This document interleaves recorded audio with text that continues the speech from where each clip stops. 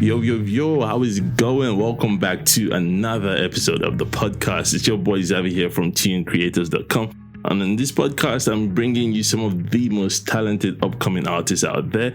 And my hope is that through these interviews, you're going to learn from them, what's working, and use those lessons to improve what you're doing and take your own music to the next level. So if this is the kind of stuff that you're interested in, make sure you hit that subscribe button wherever you're listening to this and you won't miss any episodes. And in today's episode, I've got another awesome artist for you, and her name is Bryten, and she's a pop artist based in California, USA. Now, I've become such a huge fan of Bryten, and for two main reasons. Now, the first one is she makes some really awesome music. Now, for those of you who know me, know that I'm a huge pop head. I love my pop music. And Bryten makes the kind of music that I like, yeah? Kind of stuff that you want to dance in the clubs, yeah? Stuff like that. And not only that, she's got an amazing voice. She's got some wicked melodies, and her songs are very well produced. I mean, they sound really good. They sound like stuff that you'd hear typically on radio.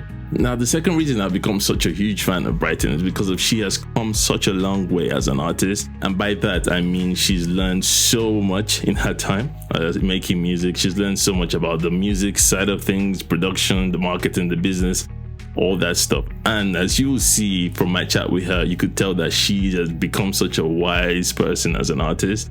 And she shares a lot of her wisdom with her on the show.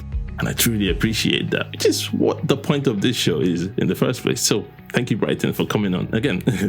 Now, I truly enjoyed my chat with Bryten. We talk so much in this episode. It's very packed full of value. We talk about everything from how she got started in music, to what kind of music she makes, to how she got the cool name Bryten, because she spells it in a very cool way. And there's a great story behind that. And she gave a really awesome tip at the end. My guests are always giving me some awesome tips. I'm thinking of compiling all these tips and turning them into an ebook or something like that. Let me know if that's something you'd be interested in, and I'll do that, yeah? Anyway, as always, I know you're going to love this episode. So without further ado, let's dive into it. What's one album or song, what's an album that you think every new artist needs to listen to? Oh my gosh, that is such a good question. I've never even thought of that. I really think I might be biased here because I love a lot of male artists, but I think definitely I would say like a Michael Jackson album, just to understand like production and like how simple certain productions can be, and also like how rhythmical that, you know, a lot of his songs are. And yeah.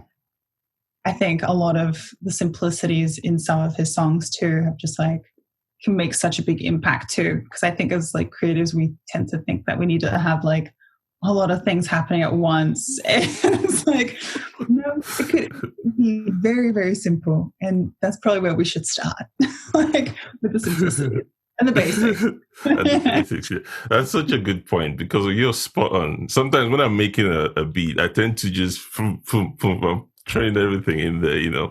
But sometimes it's better to just do the simple beats are the most effective ones too, you know, like maybe just a kick on the snare, just doing their thing. Yeah, totally. And then also make sure that, you know, that you have room for vocals if it is and ends up being like a vocal track. And, you know, people like Pharrell are so good at that. Like same beat, the whole song, yet the song is so dynamic. I'm like, how do you do this?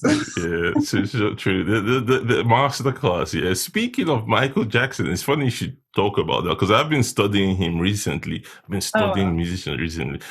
Awesome. And besides the production side of Michael, yeah, that guy was a genius in terms of the marketing side. In terms of, I mean, I was watching some of his videos like Thriller, because I want to do something new. Yeah, you know what I mean? I want to do something new when I go back to start making music again. And I'm watching the Thriller video. That guy literally made a mini movie with the song, and he literally told the story with the song. You know, it's crazy what he was able to pull off. Like he I don't think he got enough credit. Right. Yeah, no, definitely. Like everything he would basically create would turn into like mini stories. And I think that's what I found like so fascinating about him, because, you know, growing up as a dancer as well as a singer, I would literally like watch those videos for days and like put when we used to have, was it a DVD or VCR? I can't even remember. But I'd put it in slow-mo and like start learning his dance routines. Like, remember that time was like my jam. I would like learn that like Egyptian routine, like over and over, beat it. I was just like obsessed. So he definitely like had a way of like be able to create some sort of story around his music, or like, the story, which is his music. So yeah, just fascinating. It is. It is. It's like you can't go wrong by learning stuff from Michael. Like he's legendary, man. Legendary. Oh yeah. Oh. All right then. Let's dive into your background as a musician. Yeah, I'm getting a bit of a Aussie accent there. Yeah. Where are you originally from? Yeah. Yeah. So I grew up in Adelaide, Australia, which is on the south central coast. Very small. I say it's small because I live out in LA now, but it's got 1 million people, so it's not like that small. It's like the same size of population of Austin, which I love Austin too. But yeah, so I grew up in Adelaide, Australia. My parents actually migrated from Poland in the early 80s and they moved to Australia. So we're like first generation Australian, I guess, second generation Polish. And basically grew up there. But during that time, I started performing when I was about 9 with like a performance group. And people don't know this about me because I talk a lot now, but I used to be a very shy child. So no matter like what my mom would put me in, like, my sister would do ballet. She's 2 years older than me. I'd go to ballet. I would cry. She would take me to swimming lessons. I would cry. They tried to teach me how to ride a bike. I would cry. And then it wasn't until, honestly, if I'm being completely honest, Britney Spears was the reason why I started dancing and singing, because I picked up her album when I was 9 and I was like, oh my God, this is so cool. And I was seeing videos of her. I'm like, that's what I want to do. And I finally like made the decision to want to take classes. And my mom was like, oh my God, it's a miracle. She actually like wants to do something. So yes, we're going to put her in, because like it was my decision, And then from there, basically just started performing with a few performance groups in Adelaide, and would literally be performing everywhere. We were like the go-to group. So we did like a bunch of competitions. We did charity events that we'd perform at, like a lot of black tie dinners. Used to perform for the football teams over there. And then I moved out to LA like 9 years ago.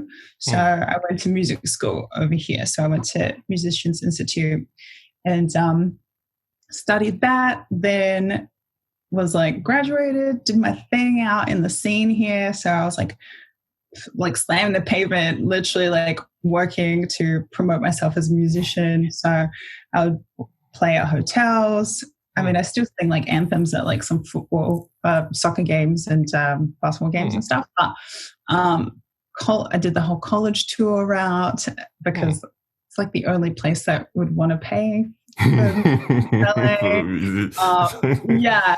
And then, like hotels, I did the Strip, some like smaller festivals and things like that. And it's just like, doing everything yourself can be quite overwhelming. And, it was good because I got a lot of practice in front of people, but it just got to a point where, you'd be sitting in a restaurant and you're just like, is this really worth it if like nobody's here to really listen? So it just kind of got to a point where I was like feeling defeated, and I kind of took a break for a little bit just to kind of like reassess and be like, is this like what I'm actually good at or what I want to do? And I think I was just putting like a lot of pressure on myself and like making it too much about myself, I feel like, because as musicians, I feel like we forget that the reason why we create music is for others to like enjoy it, instead of being like me, which I think I kind of made it about like when I was younger, and about my ego and like my popularity. But then, I started doing some more like work on just like the marketing side of things and understanding branding and like how this all intertwines with music, and relationship building above anything, to be honest, because your network is literally your net worth, no matter where you are in the world, and what industry you're in, because you could be like one conversation away from somebody helping you in a way that you would never have thought of, you know? So true. Yeah, so I kind of like just took a backseat for a little bit with all that stuff. And then I've been working with my buddies, one of my actual like best friends from college, and then also a producer that we found through, I don't know if you've heard of the app called Vamper, but so we all met and he ended up being a great producer, thankfully, because like you kind of like have to go through a lot of people to discover your people, you know, and like the ones that you really mesh with.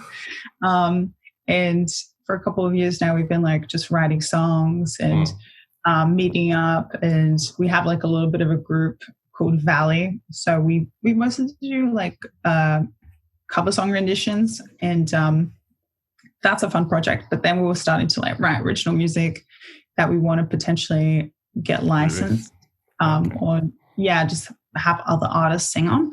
But we've had a couple of songs where you know, we haven't really pursued them much, and I was like, oh, like I kind of feel like I could release this song, because recently too, like Remember Me was entered into the songwriting competition out here, the US songwriting competition, and actually became like a top 10 like finalist. And I was like, well, obviously there's something in this thing, so I don't want it just to like hang out and do nothing. So, and you know, music is made to be shared. So that's what I'll be releasing on the 5th, so in less than a week.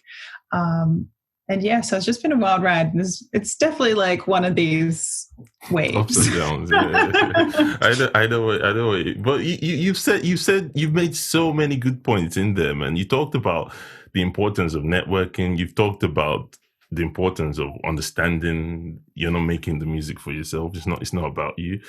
And you've also talked about, you know, the songwriting thing as well. For me, those two are massive lessons. You know, I don't joke with those two lessons, because it took me starting my own business to learn that, it's never, nobody cares about your music or your product or whatever. It's what everybody's thinking about, what your thing can do for me. You know, that's one of the biggest lessons I've learned. But how did you come to that realization? I mean, honestly, it's interesting because I've heard this phrase since I moved out here, but I never really thought too much of it, because everybody was like, it's not what you know, it's who you know. I'm like, yeah, whatever. Like, I could be good enough that people could start to know me. Like, I don't know. I think just being so young, like, you kind of just have like a different perception on a lot of things. And then it wasn't until maybe even just like a few years ago, because I started doing more like self-development work too, through like reading a lot of books, podcasts of like a lot of business people, because you know, I was like, obviously something's not clicking here for me, that I think I need some inspiration or assistance, or just understanding, because you don't know what you don't know. And if you don't go out and find it, you're not going to like know it. And I'm just like a naturally very curious person. I question pretty much everything. It'd be borderline annoying. But I rather like always like question things and just be like, or be curious about them, like, how does this work, and how do they do that, and blah blah.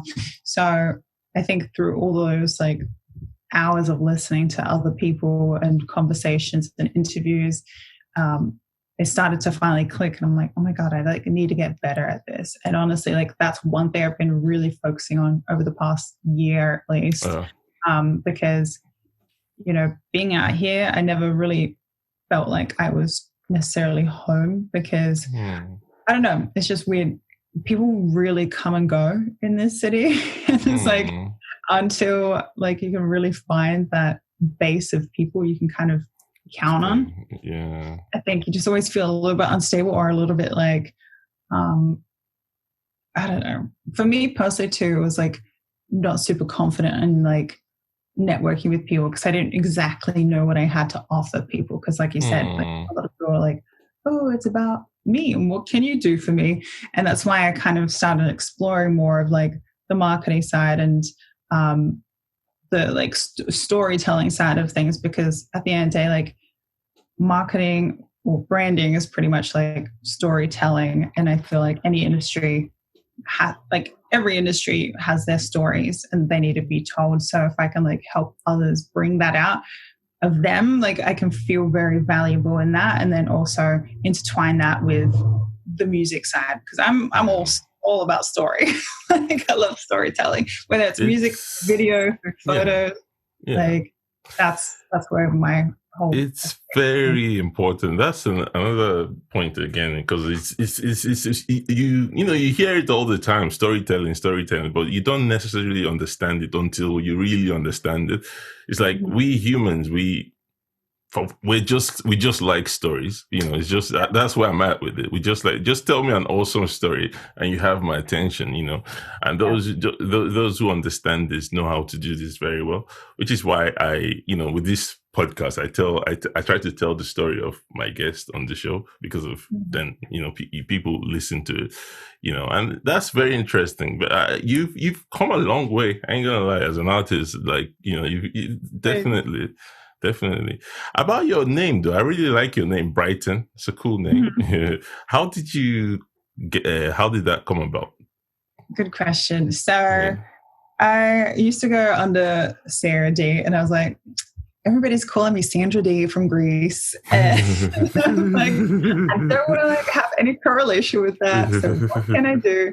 But back home, actually, in Adelaide, we have, like you guys in the UK, we got Bryten Beach. And okay. I used to live really close to our Bryten Beach. And it's honestly like just the place where I could just feel most at home or as calm, because especially like even over the last few years, I've become very like internal, self-development, spiritual. And I've always grown up by the beach. It's just something that really resonates with me and just brings a lot of calm. So I think just from having that location at home that I always have had a place to go to, like I was like, why not like name it after that? Because it makes me feel good. Every time I think about it, I'm like, I just see myself back at that beach, So I like that. I like that. You just painted a nice picture of a beach. I want to be there, right? That's what I want to be there. Those out there, or? I was gonna go to Spain, but obviously Corona has a mine. It's all good though. And is music your full-time gig, or is it something you do on the side? As far as music, I mean, it was very like full on over the past, few years. Back then, I was like performing a lot and all of that.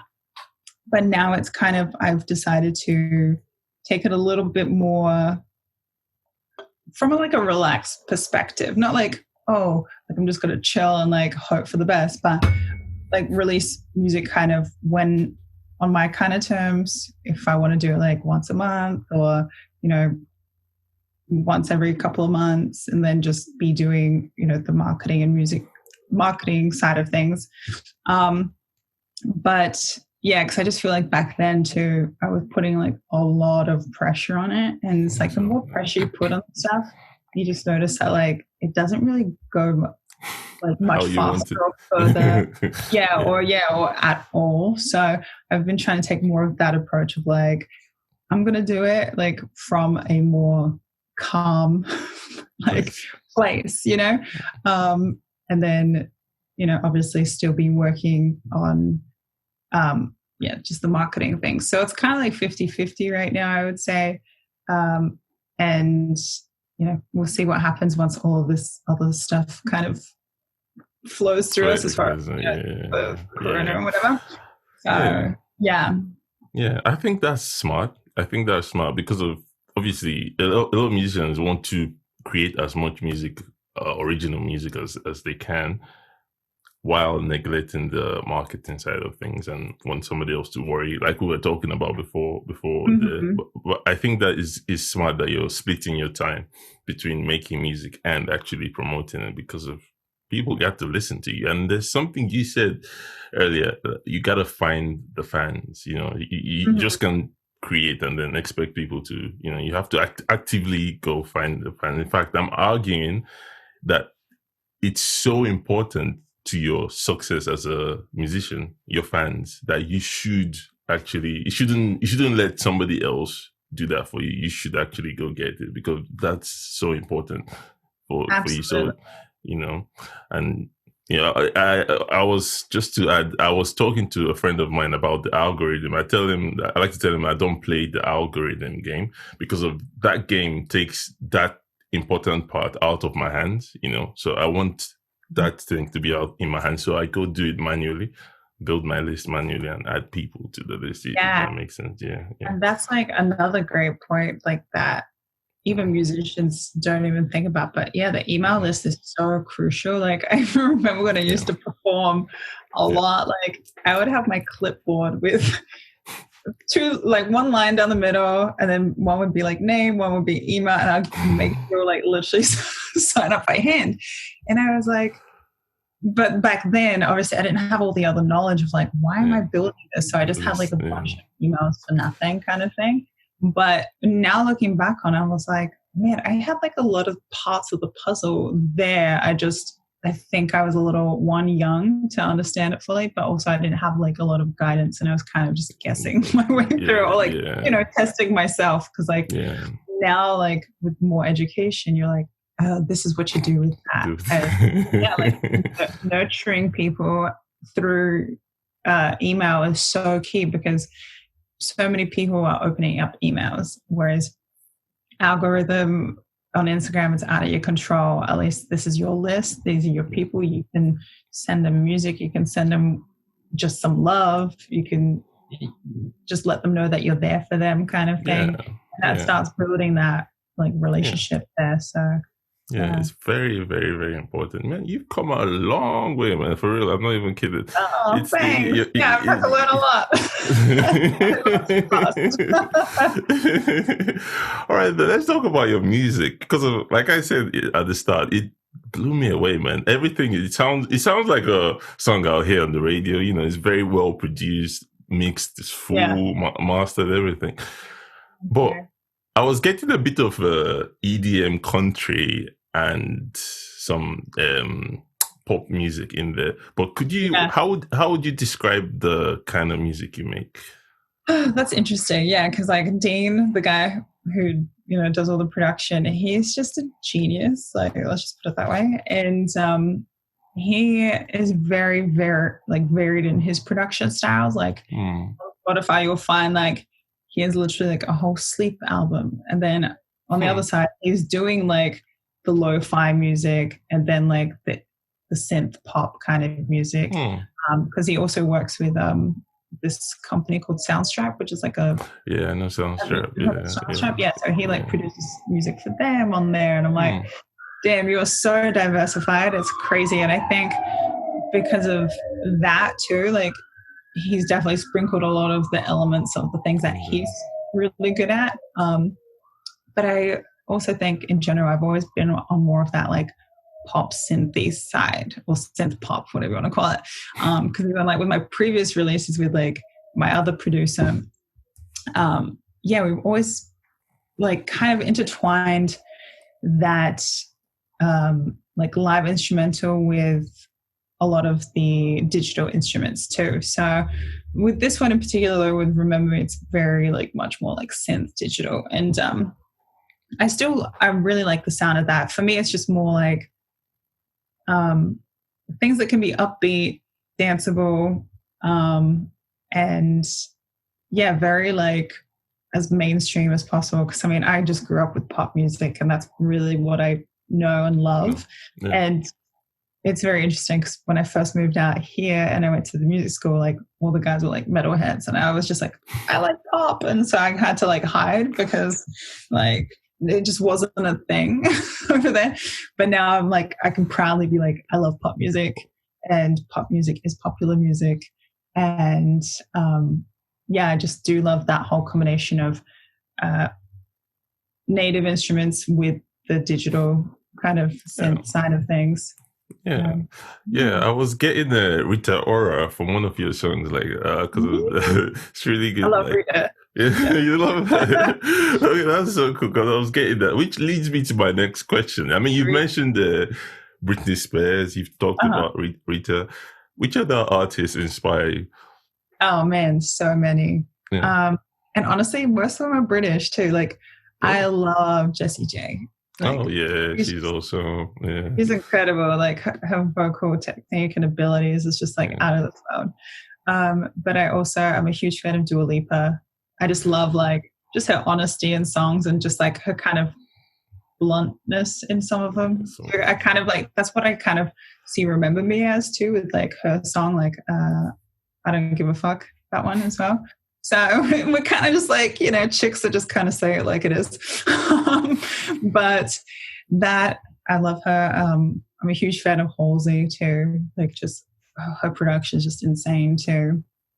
But then from the male side of things, I'm a huge Bruno Mars fan. JT all the way, Justin Timberlake. And who else? I'm very like mainstream pop, as you can tell. Like, I love the oldies too, but honestly, like I just love like how much music has developed over time. I'm a mainstream guy as well. I listen to some of the most cheesiest of cheesy. Yeah. which is why one of the things I'm doing with this podcast is I want to broaden my listening range. Is that what they say? So I'm asking you guys to tell me of a song I need to listen to. And I'm like, but it's all good, man. It's all good. And I'm a One Republic fan too, because I don't know if it's Songland like him. So. Love the guy is such a brilliant writer. I forget his name. The Bryten. Yeah, he is insane. I don't know if you get it over there, but they just have a new reality show called Songland out here on NBC. Okay. And it's pretty much like another music competition kind of show, but it's based on songwriters. So basically these songwriters will come into the room in front of Esther Dean, Ryan Tedder, and I forget the last guy's name, Shane someone. And then there's an artist in the room too. So they're literally pitching their song to that artist in that room. And then once they drop it down to the 3 songwriters, because there's 4 songwriters, once they drop it to the 3, they all get mentored by each one of those songwriters, and Ryan Ted is one of them. Wow. They come back and sing it again in front of the artist, and sometimes they end up cutting it, putting it on their album, or releasing it. So it's a pretty cool show. That's really cool, man. I would love to watch it. Yeah. What did you call it again? What's the name of the show? It's called Songland. Songland. Okay, I'm gonna check that one. Probably like one of the best music shows I've seen, honestly. That's so cool. I like the aspect of them actually, cutting it in the songs, man. That's so cool. Unlike, excuse me, something like X Factor where they take it away and then do their. I don't know if you watch X Factor, but I'm watching a little bit. Yeah, a little bit. It's good. Yeah, like years ago. I don't even know if it's still on or like what season. I hope not. I hope not, because it's become very predictable and boring. But initially, it was really good. Yeah. Oh, brilliant. Now, one of the big struggles new artists have is finding people to work with. I mean, you kind of alluded to that earlier in terms of LA being such a, people coming and go.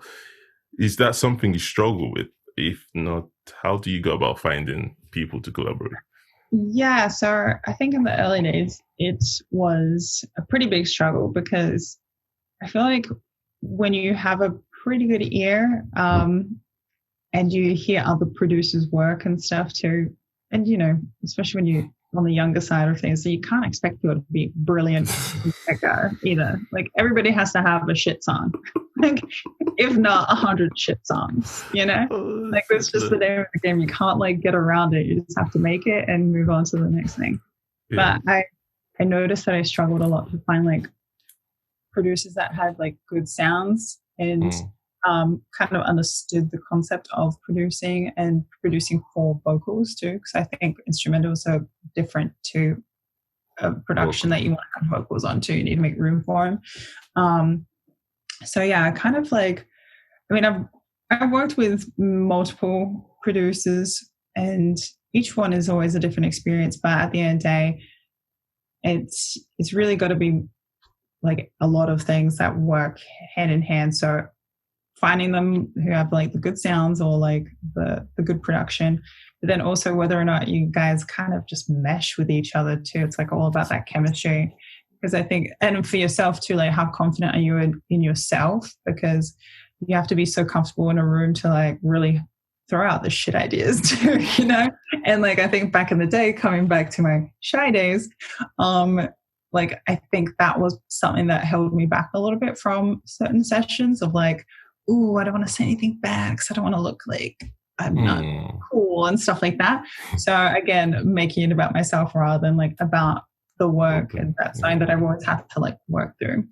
But then nowadays, like it's, you know, again, through the IG, through the Instagram, through seeing who other people have worked with and connecting with them if you like their stuff. Like, 'cause now it's easier than ever to connect with people. And all you'd have to do is like go on Spotify and be like, oh my God, I love this artist. And oh wow, who did they work with or who did they collaborate with?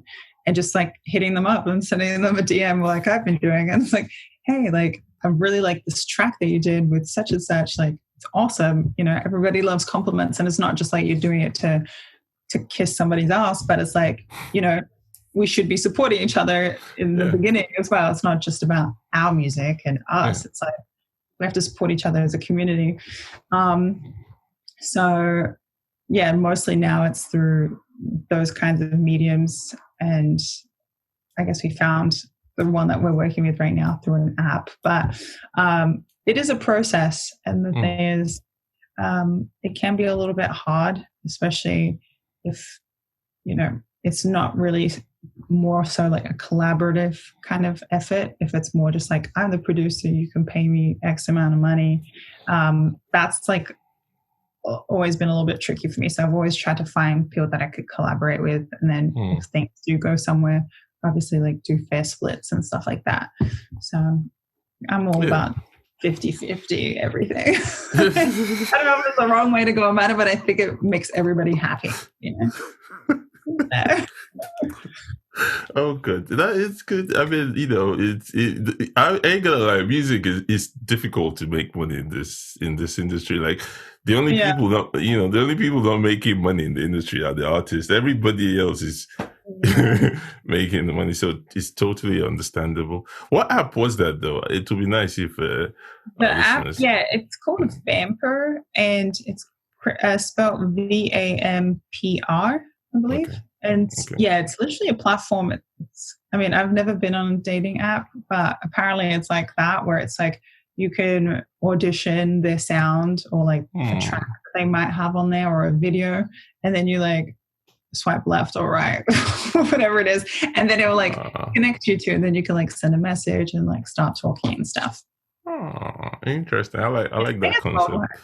Yeah, I believe so. I love that concept. That solves a big problem, you know, for because you can really just be like, yep, like it, nope, okay. That's the world we live in right now. Everything is gonna be swipe left or right very soon, but you know, it makes sense. All right, then. Okay, so let's talk about your "Remember Me." Yes.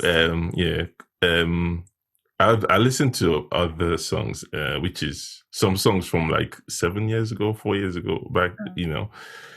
Is this a new single for a new EP, or is it just a single you're putting out there? Yeah, so with Remember Me, the way that I see this song in particular is more so like the warm-up song. That's what I call it. Because there is like another song that I wanted to release that is definitely, I think, more fitting to like what I am more true to. I feel like not more true, but just I think is a stronger song. Maybe let's put it that way. But because we've had Remember Me for so long, I'm like, oh, I just want to like get this thing out. And I also feel like it's upbeat enough. It's got like a good feeling, empowering feeling behind it. And I feel like for the times that we're in now, like I definitely feel like it could help lift up some lives as well. So that's why I wanted to get this one out. And then I do have like another like 3 songs that I will probably be releasing like in the coming months as well. So this one's just like the lead up.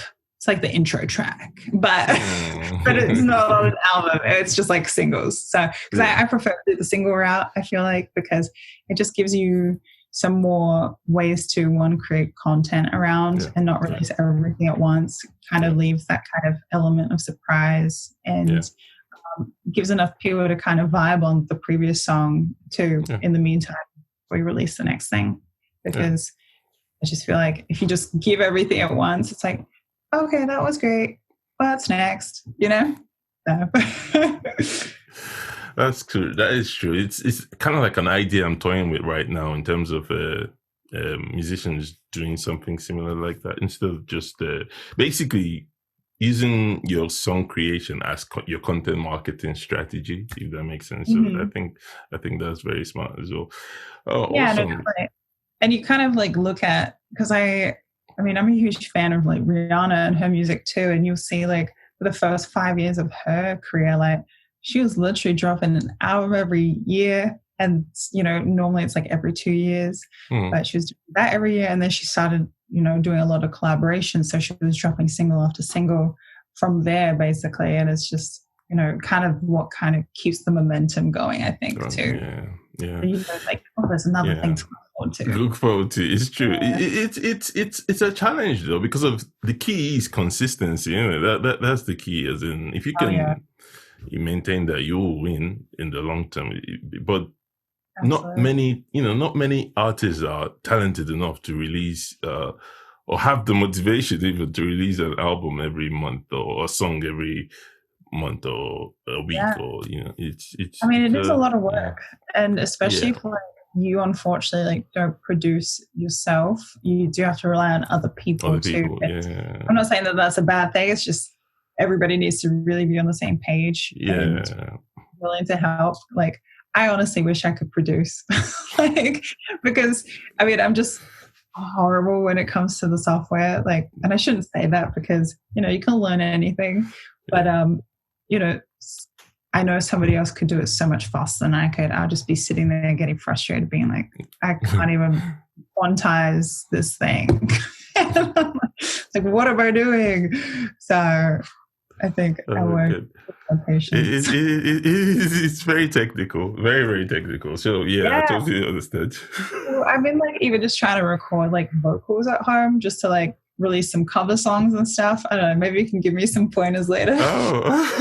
But like mixing vocals on an instrumental track too, it's like it's freaking hard because there's so many different levels in the track itself that you can't exactly mix every instrument. It's so true. It's so flipping true. And when you enter the land of EQs and compressors and limiters, and that's like some next thing, because you have to, like you say, you have to create room for the vocals, and you could do that with EQs and stuff like that, and then create space. You know. Wow. You know, it's like, I know about EQ and all of that, but I don't know how they all kind of sit in the waves like with each other, you know. It's you know, speaking about it now, it's kind of like, because I haven't produced in a long time, you know. I haven't produced a beat in like 5-6 years now, you know. But talking about it and doing this podcast is kind of like motivating me to get back and start making stuff. So we shall soon enough, because I want to mix production and marketing, you know. So I'm gonna see if I can do something new. We'll see. You absolutely can, We'll definitely see. Awesome. So this song, Remember Me, what inspired it though? Like, I know you said you've had it for a long time, but I mean, I feel like a lot of my songs are based off of like real events. So, but yeah, no, definitely. It's obviously this kind of like push-pull kind of vibe between like relationship and independence, and definitely like going through some difficult like relationship times, but also just coming out on top of it with a different perspective of just like knowing who it is that you are at the end of the day, like despite, you know, somebody doing something that wasn't ideal to you. And, you know, there's a lot of just unhealthy things that can happen in relationships and things like that. But at the end of the day, it's like, how do you choose to kind of come out on top of that? So that's kind of like the whole gist of that song. And I want it to be both kind of like empowering, but it's also a little bit, it always has that, my songs I feel like have a little bit of that, you know, a little bit of salt and pepper sass to it too. So that's kind of like what it has, I feel like. Okay, I heard some of that sass in some of the music. Yeah, is that yeah. I was gonna ask, is that what you are? Is that how you are as a person? Are you, or I think I kind of am, because I honestly like, I've become very just, the thing is too, I think with humans in, not general, not everybody, but humans have a really hard time with like confrontation and just being honest with each other. And I've just really learned, or like I've been cautious to just be as honest and as myself as possible. Because at the end of the day, like, you're not going to be for everybody, and not everybody's going to like you. And that's okay, you know? And you just got to like accept that. Whereas back in the day, I'd be like, oh my God, you hate me? Like, so like my life is ruined. And it's like, nope, it's okay.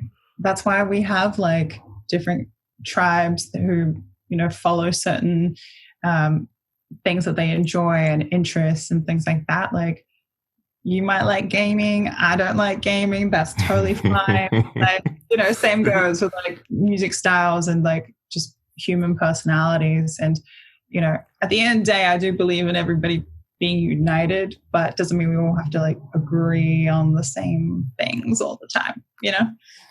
Yeah, I wish everybody thought like you or had that mindset. We live in such a peaceful world, like, you know, everybody. You're telling me.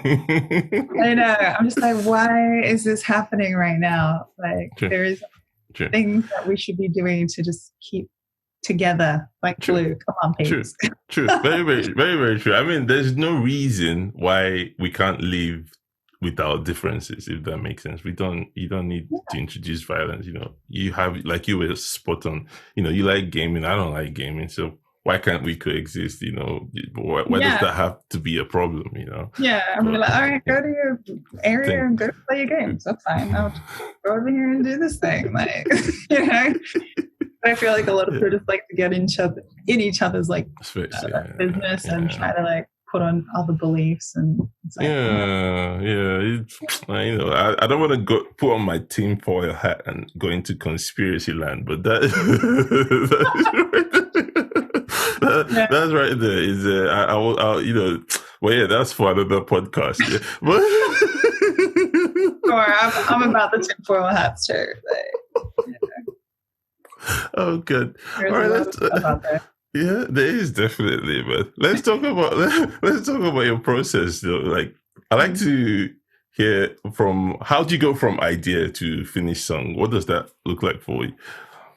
Yeah, as far as my songs, I think it's usually just a range, and with this one in particular, it was more so Dean creates beats, and whenever we're in the room, he would just start like, you know, plucking away with things, and then me and Alex will kind of just start like riffing on some ideas or getting some melodies out like that.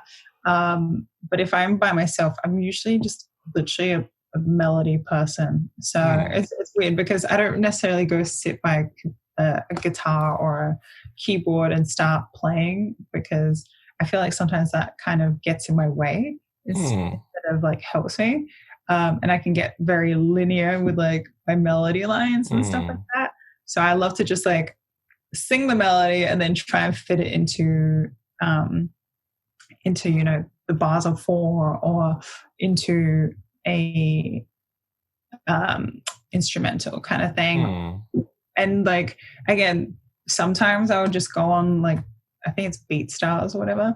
And I'll just go on there and like look at other people's productions, just start humming on top of it and being like, oh, do I vibe with this? Like, yeah, so it's definitely like a bit of a range of ways. But the thing that I think I do the least is like instrument and then create vocals and lyrics on top of that. I don't know, it's weird. Very just like I'm the melody and the lyrics person. Yeah, it's good though, because for me, my struggle is I could come up with a beat, but I could come up with great melodies, but the lyrics, that's where I struggle. My lyrics are like a 6-year-old could do better when it comes to lyrics. Well, the thing with lyrics is like, there's just such a formula to them too. I don't think people realize, especially when it comes to like pop music, it is very like, I don't want to say scientific, maybe mathematical. It's like, you know, you look at the melody patterns and, you know, for example, a verse will repeat the same melody on 3 lines and then it might go away and come back. And most lines usually have the same amount of syllables and, you know, the rhyme scheme could be like AB, or you know, AA, BB kind of thing. So, I mean, I've studied a lot of songs. If I brought out my book, like you would be like, wow, this chick's crazy. But I would literally used to just like print out lyrics from pop songs and then just like analyze and just be like, oh, wow, this is interesting. And then like kind of make correlations. But yeah, the thing is with lyrics too, it's like, you want them to be simple, but you want them to be like smart too. I think that's where people can get a little bit like caught up in it. And because, you know, like there's already been a song that says, I love you, but it's like, how do you say it that makes it different? And it's like coming up with that is what can be like very challenging. Like, how can I say it in a fresh way, but still make sense? Yeah. Interesting. Very, very interesting. And it's true because there's like a million I love you songs out there, you know, like how do you do something different? Which leads me to the next question I was going to ask you, which is what is the most challenging part of making music for you? Yeah, I think that honestly is, just like trying to keep it simple enough for people to understand it and also obviously sing it. But then also like not making it too monotonous or too repetitive or too basic as well. So there's like that fine line between like cheesy and smart, I feel like, you know? Because sometimes those can be like a little bit too, I don't know, too straightforward and be like, okay, what am I listening to? True. Do you struggle with what I am calling, because I've talked to a lot of musicians and they struggle with this and I struggle with this as well, Perfectionist Syndrome, yeah? Do you struggle with that? Well, I mean, I come from a very perfectionist mindset, I think, even like from like being young, like really little, I would literally be the kid that would try and like uncrease the creases from her shirt when she would be sitting down. Like that's how perfectionist I was. But it's also, I think that's why there was a lot of pressure that I put on myself to try and be like great at everything. And if I wasn't great, then it's like, oh, I mustn't be like worthy or good enough, or I shouldn't release that kind of thing. And now I think, you know, the older you get, the more you just experience and get more wisdom, and you kind of start to give less of a crap of like what people like what they have to say or think. Obviously, like you're a human, you still have emotions, but you kind of have to learn to separate that. And same goes with like perfectionism. Like you have to really just understand like you're a human and you're constantly evolving, and maybe something will fall flat and something will take off, because you even look at artists that are like signed and super famous and have flops for albums, and then the next one they come back and you're like, oh crap, like that was a good one, So you just have to really, I think it's another muscle you've got to just train and be like, look, just accept that the fact that not everything's going to always be awesome. Yeah. And obviously don't just let yourself off the hook and be like, oh, this is good enough. But there does come a point where you just have to be like, look, we've worked on this so much now, like this is the best it's going to be. Let's move on to the next thing. Yeah, that's a challenge, man. It's like knowing when to stop. Like, but that's brilliant advice you've given them. And it's like it's a very common theme with musicians, like trying to create that perfect thing. Interesting. It definitely could be a bit of our enemy, I think. yeah, it is. It slows down progress. I think you're spot on when you say, you get older, you care less, and then something you have to teach yourself how to do. Because I have got to that stage where it's consistency and progression that are more important than getting that perfect thing. Because of, you just want to keep the train moving. Yeah, and the thing is too, like you're training your muscles better that way too. It's like you can't just go to the gym one day and be really buff too. So it's like same with music. It's just like one song might not be that great, but as long as you just keep moving on to the next thing, being consistent, something bound to be magical. So true. So what would you say is the best part now of creating music for you? What would you... The best part about creating music?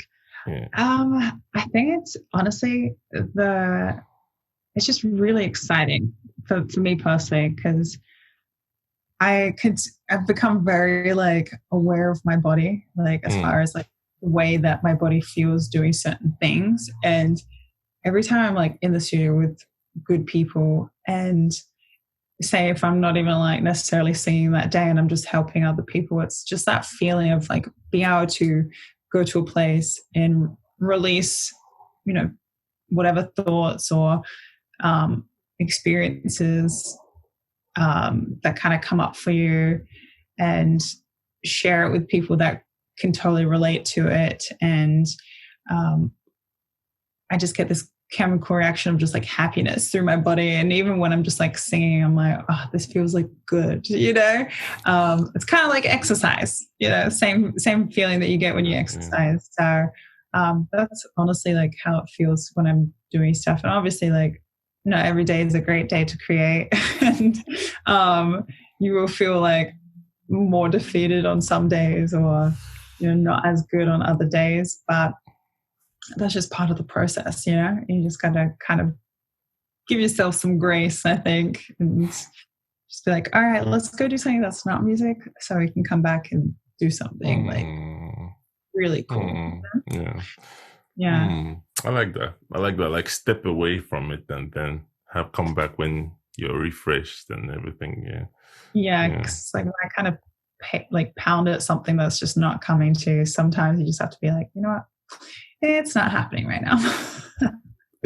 That makes a lot of sense.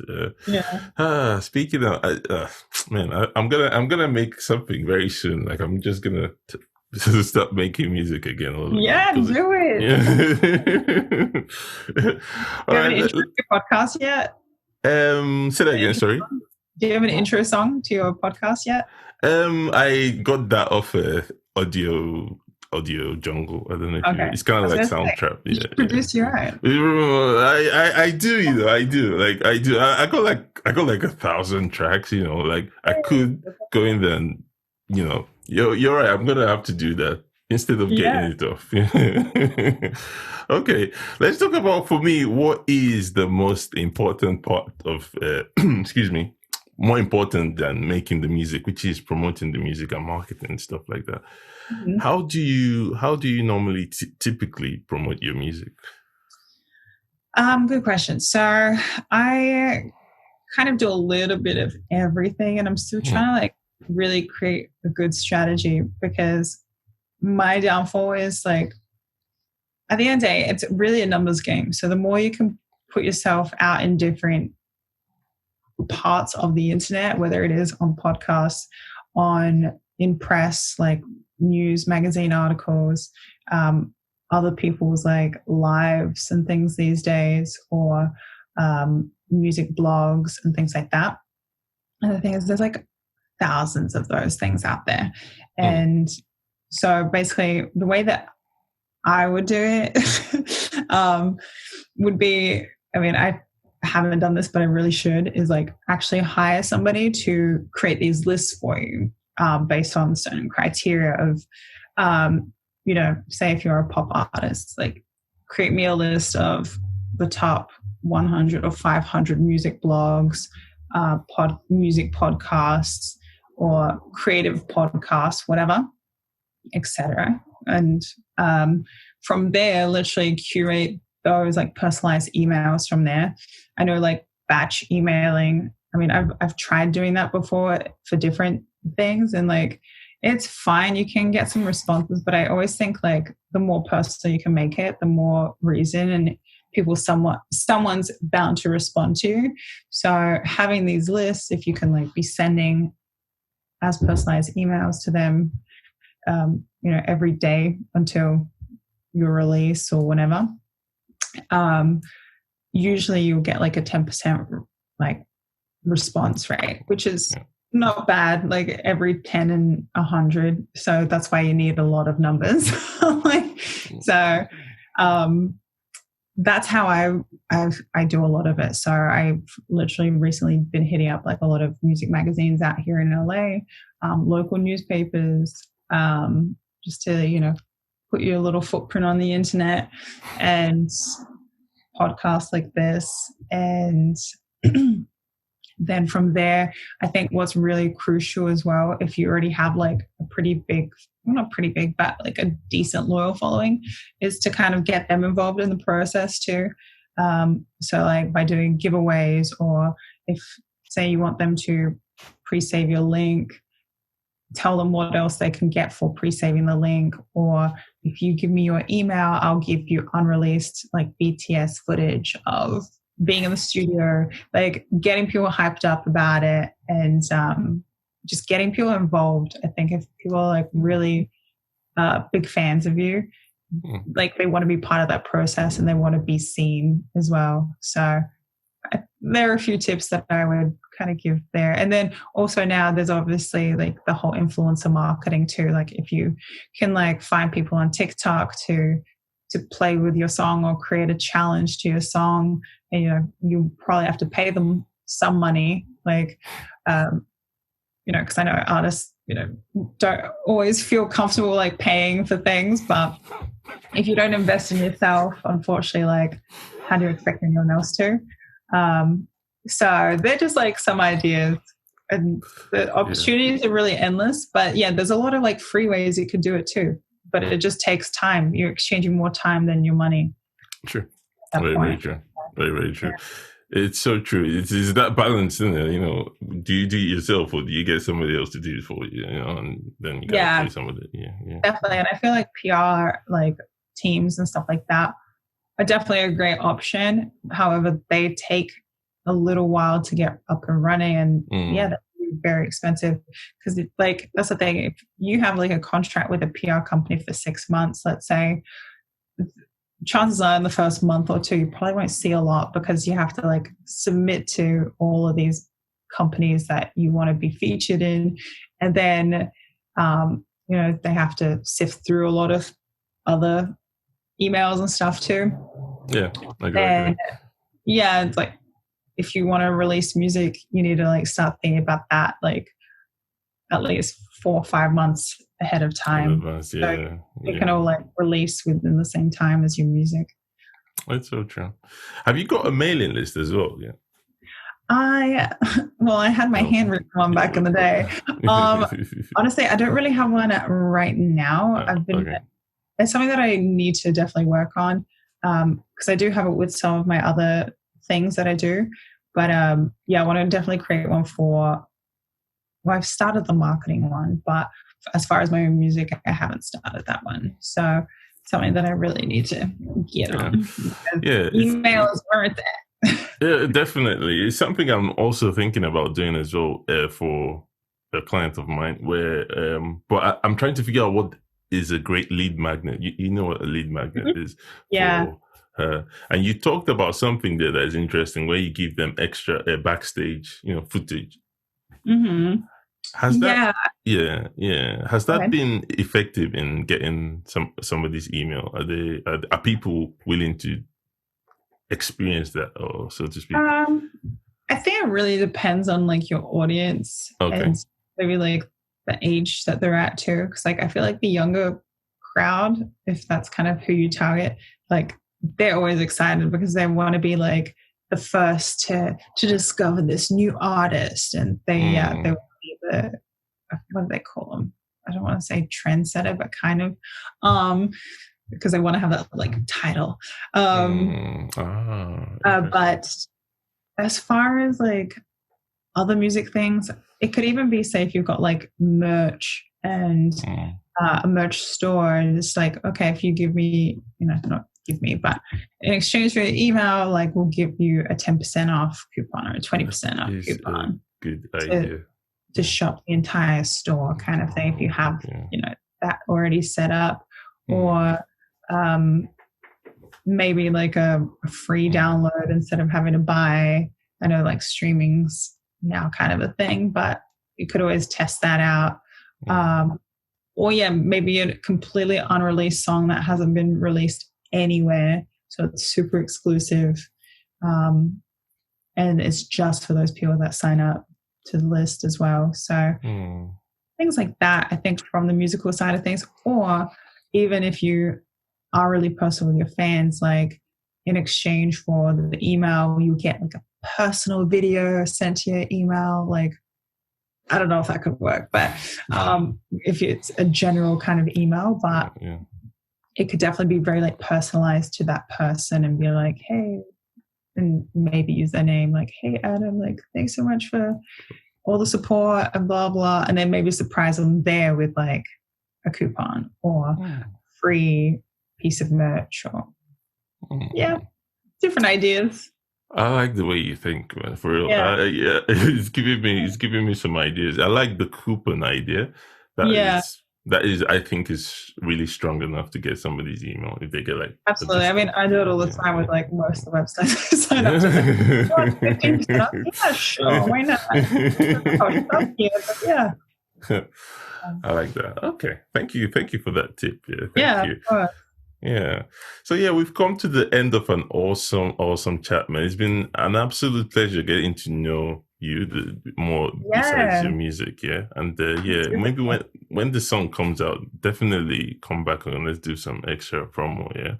On the track. For sure. I would love that. Well, before I let you go though, I like to ask for one practical tip for a new musician, say a 16-year-old. Just arriving in Cali, what would be your awesome tip for him or her? That is really good. I mean, I'm kind of pulling probably from like my own experience, but I think I would just say try and experiment with a lot of different things to see what it is that you really feel like you're good at, first of all, and then something that you actually really enjoy, and also to just keep it more fun not even to begin with, but it has to be fun, because at the end of the day, like a lot of the time we get so caught up in this world of, oh my God, we need to make money with this music, and we need to get signed, and we have to have a manager and all of this stuff, and it's like the more fun you have with it, like I think the more chance you have of attracting that kind of stuff too, instead of like really worrying about all these external pieces. Like try and make yourself the best that you can be through a very like good energy as well. I'm just speaking for myself because I remember how much pressure I would be putting on myself, and I would be like, why didn't this work out? It's like, no, you just have to really think from that perspective. Just becoming the best that you can be, and like learn, be a sponge, and have fun along that road, because at the end of the day, there is no real end destination. It's just every time we get better, we move the needle to the next thing. So, wow, that is powerful, man. There you go. That's the quote that is going on Instagram right there. Okay.